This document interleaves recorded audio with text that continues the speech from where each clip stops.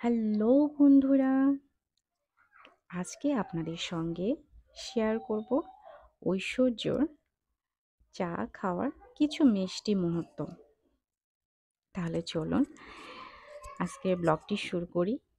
আজকে ঐশ্বর্য বিজয় দিবস উপলক্ষে সকালে ঘুরতে বের হয়েছে। অনেক ঘোরাঘুরি করা হলো। এখন ঐশ্বর্য চা খাওয়ার জন্য বায়না করছিল। এই জন্য আমরা রাস্তার পাশে দাঁড়িয়ে সবাই মিলে চা খাওয়ার কিছু মুহূর্ত এনজয় করছিলাম। পাশাপাশি ঐশ্বর্যর চা রুটি খাওয়ার কিছু মিষ্টি মুহূর্ত আপনাদের সঙ্গে শেয়ার করছি।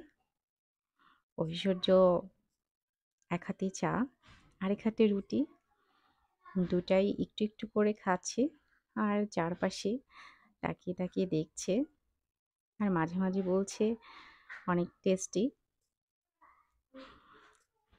ঐশ্বর্য আজকে অনেক এনজয় করলো, অনেক মজা পেল।